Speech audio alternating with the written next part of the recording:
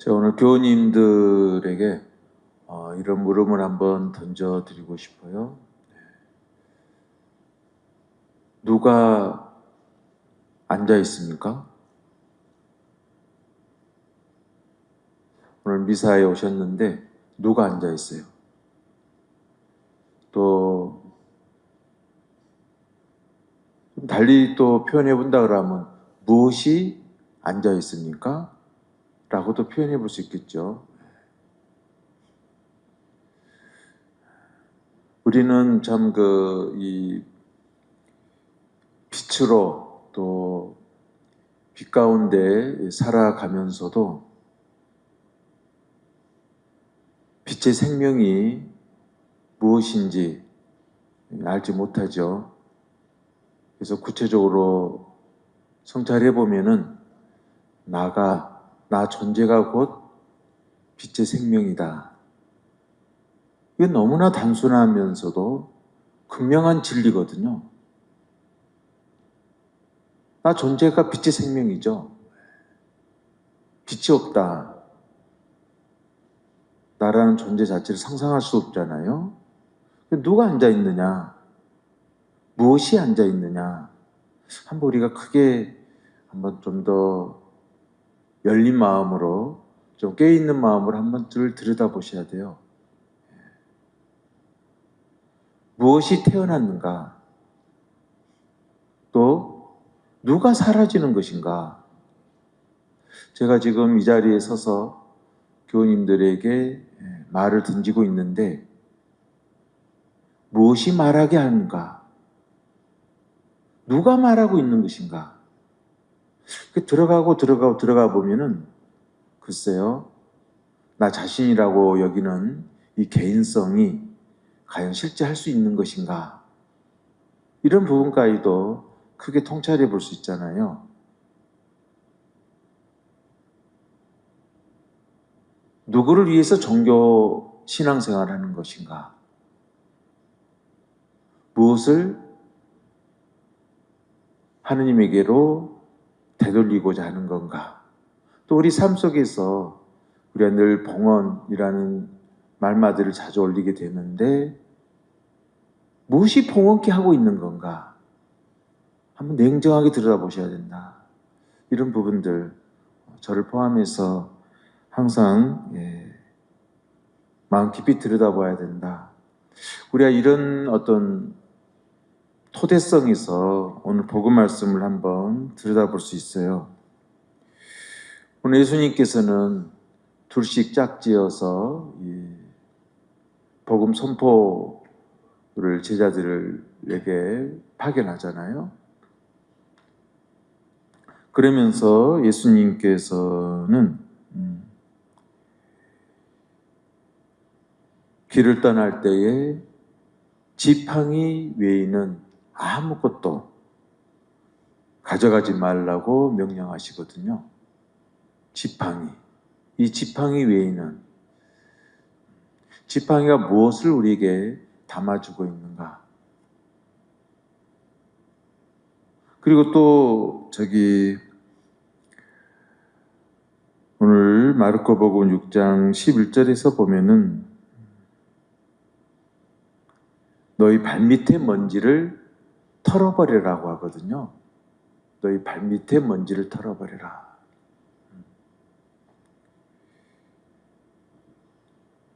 길을 떠날 때에는 지팡이에는 어떠한 것도 지녀서는 안 된다라고 말씀하시고 또 어느 곳이든 너희를 받아들이지 않고 너희 말도 듣지 않으면 그곳을 떠날 때에 그들에게 보이는 증거로 너희 발밑에 먼지를 털어버려라 라고 했어요. 발밑에 먼지를 털어버려라. 이 부분에 대해서 좀 더 나누고 싶었습니다. 오늘 그 열왕기 상권 그 2장 2절에서 보면은 다윗은 죽을 날이 가까워지자 자기 아들 솔로몬에게 말하기를 나는 이제 세상 모든 사람이 가는 길을 간다. 이렇게 표현했거든요. 세상 모든 사람이 가는 길을 간다. 근데 오늘 예수님께서 말씀하시는 길을 떠날 때에는 지팡이에는 아무것도 지니지 말아라. 이런 부분을 우리가 한번 좀 더 이렇게 넓게 한번 이렇게 또 묵상해 보게 되면은요, 다윗의 그 어떤 마음가짐이랄까요? 또 예수님께서 제자들에게 복음 파견을 보내면서 던지신 이 말씀, 이 길이라고 하는 것은 무엇을 담고 있는 건가? 사람은요, 타고날 때부터 누구 하나 할 것 없이 어떤 기질이라든가 성품이 같을 수가 없잖아요. 같은 엄마 아빠에서 나온 자녀들을 보더라도 같은 성품이 없잖아요. 또 같을 수도 없고요. 그래서 똑같은 어떤 사건에 봉착했을 때도 거기에 대해서 반응하고 행동하는 그런 모습은 정말 다르죠. 아마 그리스도 예수를 따르는 이 제자들도 예인은 아니었을 것 같아요. 어떤 이는 좀 더 이런 부분에 더 애착을 가질 수도 있을 것이고, 또 어느 이는 이러이러한 부분에 더 어떤 자기 독특한 성과를 내는 그런 제자들도 있었을 것이고, 참 다양했을 거예요. 그래서 예수님께서 던지신 그 말씀, 지팡이 외에는 그 어떤 것도 지니지 말으라라고 하는 이 말씀은 무엇을 던지고 있는 건가? 그리고 예수님이 말씀하시는 그 길을 떠날 때라고 하는 길은 제자들이 내가 선호하거나 특별히 좋아하는 어떤 고장을 찾아가는 그런 길이 아니었거든요. 알 수 없는 길이죠. 오직 하느님의 뜻을 따르는 것이 그들의 길이었거든요. 목적지를 향한 길이 아니고, 다윗처럼 모든 일이 가는 길을 나도 갈 수밖에 없다고 하는 그런 길이 아니고, 제자들에게 당부하시는 그 길은 어떤 길인 건가? 몸은 길을 걷는다 하더라도 내 마음은 어느 길에 놓여 있어야 될 것인가? 그 길에서 절실히 요구되는 그 지팡이는 무엇인 건가? 그것이 어떨 때는 절대 믿음이 될 수도 있을 것이고, 아론의 지팡이처럼 그 지팡이가 싹을 피고 열매를 맺는 어떤 민수기에 나오잖아요.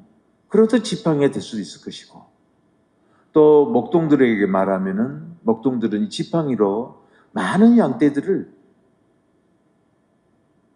훈육도 시키면서 보호도 시키면서 어떤 목자의 어떤 힘으로도 상징되어지는 것이잖아요.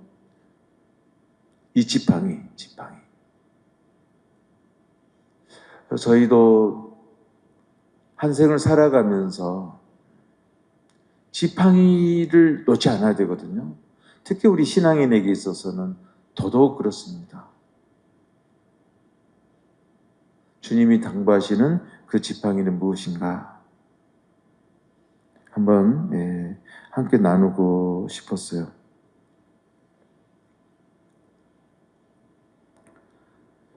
말씀이 중심에 머무는 어떤 절대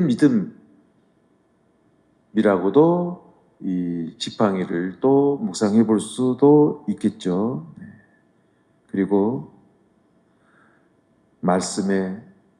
말씀으로 인한 쓰임으로서의 어떤 길잡이 역할 외에는 또 없는 것일 수도 있겠죠. 그래서 이 신앙의 길도 마찬가지지만 제자들에게 있어서도 이 복음 선교를 위해서 파견되어졌을 때 그들에게 있어서 가장 중요한 것은 복음의 시작과 끝은 나를 드리는 것이라는 것이죠. 어떤 곳이든 간에 하느님 아버지께 나를 드리는 것.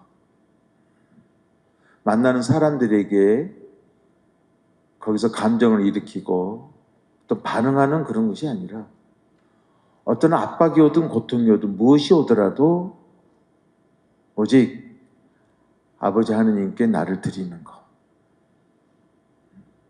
그러면서 항상 내 마음의 중심은 고요하게 아멘의 진리에 항구히 머무는 것, 이런 부분들이 예수님께서 우리에게 던져주시는 것이고, 나의 모든 움직임, 처음에 물음을 던졌듯이 누가 앉아있느냐, 무엇이 앉아있겠는가 라고 했듯이 모든 행위는 그분으로부터 온다라는 것, 모든 움직임은 바로 그분으로 말미암아 그분의 뜻 안에서 완성되어진다라는 이 진리, 이것을 제자들로 하여금 끊임없이 또 일깨워준 것 같습니다. 그런 맥락에서 이 발밑에 먼지를 털어버리라는 이 진리도 그 어떠한 것에도 끄달리지 말라는 거거든요. 어떠한 감정에도 오직 충직한 종의 그 본분에 머무는 것, 다시금 그리스도의 말씀으로 되돌아가는 것, 나의 감정들, 나의 것들로 여기는 어떤 모든 것들, 소원함이든 애통함이든 분노든 여타의 모든 것들 털어버리라는 것이죠. 털어버리라. 지팡이만 짚고 살아라. 여러 가지를 우리에게 통해서 절대 순명의 길을 또 우리에게 일깨워주는 그 말씀. 그래서 이 몸이라고 하는 것은요, 이 과일에 비춰본다 그러면 껍질이거든요. 그렇지 않습니까? 몸이라고 하는 거. 누가 앉아있는가? 과일에서도 그렇잖아요. 씨알을 감싸고 있는 것이잖아요. 사과를 보더라도. 이 몸은 무엇을 위해서 이 몸이 있는 것인 건가? 이 몸의 씨알은 뭘까요? 이것을 우리가 고백하잖아요.